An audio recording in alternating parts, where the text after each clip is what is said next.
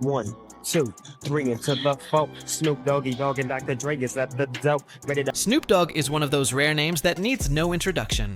From the early 90s all the way to today, he has been everywhere. Music, television, films, commercials, even cooking beside Martha Stewart. For decades, Snoop has stood as untouchable, loved by the streets and celebrated by the mainstream. But now, that flawless image is being tested harder than ever. DL Hughley, comedian, radio host, and one of the sharpest voices in black culture, has stepped up swinging.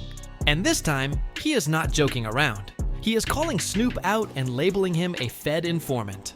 It amazes me that to convince black people that Donald Trump cares about them, he takes pictures with celebrities. It's amazing to me.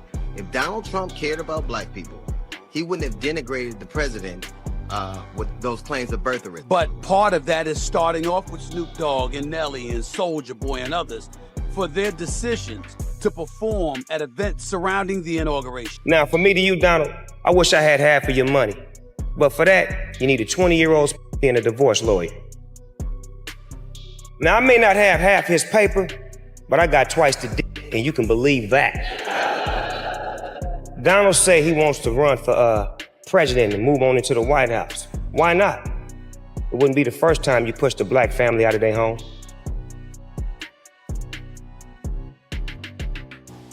Nobody gonna perform for Donald Trump, huh? Which one of you jigaboo is gonna be the first one to do it? I'm waiting. I'm gonna roast the one of you Uncle Tom is for doing it. Which one of you gonna do it? In the hip-hop world, that is one of the harshest accusations you can make. When DL Hughley targets someone, he does not keep it low-key. He makes sure the whole world hears it. And what makes this sting even more is who it is aimed at. Snoop Dogg is not just another rapper. He is an icon who has built his reputation on authenticity. Of course, Snoop has responded to the backlash he received for performing for a Trump event. One of the things he pointed out was that we always stick together. We're good at tearing each other apart, which is pretty constant. It's pretty consistent when somebody gets into trouble. It takes backlash from the community. It's always a communal thing. It isn't any action they took. It is the fact that we can't stay together, that we can't stick together, that it's us always attacking us. But that flies in the face of the reality of what's happening right now. It is not us who are tearing down affirmative action. It is not us who is tearing down DEI. It is not us who are tearing families apart. It is not us who have decided that affirmative action and rollbacks that have been that had precedent for 50, 60 years are gone. It is not us that is doing it. It is, I think most people are disappointed because they saw you a specific way and you have a right to kind of interpret and do whatever artistically you want to. No one's begrudging you that. But why the attack on the community because they disagree with something you did? And when did you first meet Snoop? First time I met Snoop, he was doing a release party for Doggy Style on a boat. I quickly said, "What's up?" to Snoop. Got off that yacht because I knew it was gonna be lit before it left the dock. I'm like, man, I'm not getting in the water with Death Row. The important thing is it's got to be a solution because this has been going on in the industry for a whole years, for decades.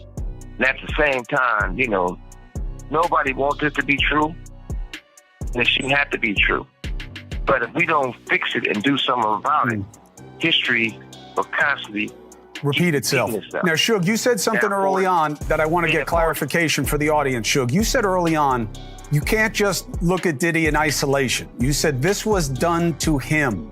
He learned from others, and it was done to him, and then he did to others. To me, that sounds like what I hear when people are talking about situations, hurt people, that someone was, they wind up being a perpetrator. Is that what you're suggesting about Sean Combs, that he was used and he now uses?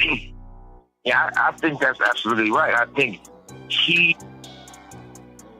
repeat what was done to him. And like I said, if you look at Russell Simmons, you know the truth. Andre Rail, you know the truth. Pride Davis, you know the truth. Jimmy Iovine, you know the truth. So there's not certain things that all of a sudden you got this. The industry is a quick business. It's been like that for a long time. And the casting couch is real, but it's for women and men. But far from all that, I think the most important thing is to I feel like they should let Puffy tell his truth. I'm quite sure he's going to expose a lot of people. I'm sure he's going to move forward with it. I don't think it should be a situation like the Epstein thing where they found him hanging from the ceiling and dead for the truth. Man, you playing to win tonight, man. You sharp as mosquito. Going down. That's that crypto, see? They let a real crip up in the crypto ball. Ooh. Bang, bang. And I knew that Pac did everything right by him by putting him on All Eyes on Me, speaking about him and being real with him. And if it's true what they say, this call and your telephone number will be monitored and recorded. Face-to-face is going to be a lot of explaining to do. Only way you have a radio if you was at the fight with us and you had a security detail. Now, I'm not having a security detail. What are you doing with the radio? But I am honored to be performing for the office, for the President of the United States, regardless. Ain't another president asked me to perform. Name. Chill. I'm not performing. I am in Washington, D.C. right now, but I'm not performing. It's a private vibe I'm doing with my brother Snoop Dogg. So when DL Hughley called out Snoop, the internet stopped scrolling. Everyone paid attention, because if a legend like Snoop Dogg can be labeled a rat, what does that say about his entire legacy? Let's rewind and see how it all started.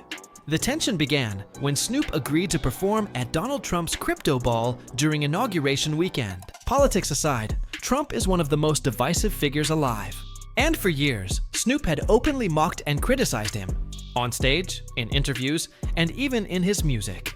So when fans suddenly saw him performing at a Trump-related event, it felt like a betrayal. To many, it looked like a sellout move. The internet went wild. Twitter tore into him. TikTok lit up with memes. Instagram filled with posts like, "Not Snoop performing for the same man he used to roast." Under all that noise, Snoop stood his ground. He argued that the backlash had nothing to do with Trump, claiming it was just another example of the black community tearing down its own. He tried to frame it as hate, not hypocrisy, but DL Hughley was not having it.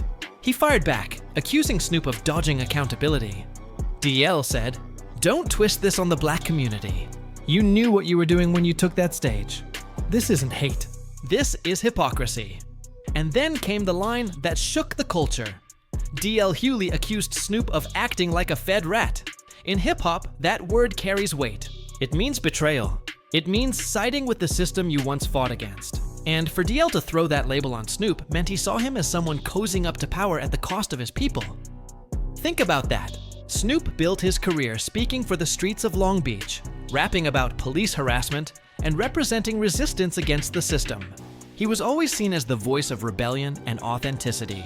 So, if DL's accusations hold even a little truth, it shakes the foundation of everything Snoop's career stands for. Fans started questioning if Snoop had changed, if fame and comfort had pulled him too far from where he came from. DL didn't stop there. He said Snoop can't play both sides. You can't claim to represent the people while performing for someone you once called a threat to them. DL accused him of trying to gaslight the culture, turning legitimate criticism into a victim narrative. That is why DL used the term rat, not to literally call him an informant, but to say he was moving like one, secretive, self-serving, and willing to bend principles for power. The internet ran with it. Memes started calling him Snoop the Fed. Old clips of Snoop trashing Trump were spliced beside footage of him smiling on stage at the crypto ball. TikToks mocked his new corporate Snoop image. Fans were divided. Some defended him, saying he was just handling business and evolving. Others agreed with DL, arguing that Snoop had crossed a line you cannot uncross. The truth is, Snoop's role has always been bigger than rap. He's the go-to face for hip-hop in the mainstream. He's the one the world calls when they need a recognizable name. If his credibility cracks, it doesn't just affect him. It hits the entire culture he represents. That's why DL's attack landed so hard. It wasn't just about one man. It was about protecting the integrity of the culture itself. Still, many felt DL went too far. They argued that Snoop is grown, that after 30 years in the game, he has every right to make his own choices. And while that might be true legally, DL's point was about symbolism. He believed Snoop's performance sent a message that money could buy loyalty, and that was something he couldn't let slide. When DL called him a Fed rat, he wasn't talking about snitching. He was saying Snoop was acting like someone who switched sides, someone who once stood with the people but now seemed comfortable with their oppressors. In street language, that's betrayal, and that word sticks. Once your reputation is tied to that kind of label, it's almost impossible to shake off. Now fans are rewatching old interviews, replaying his past statements, and questioning every move.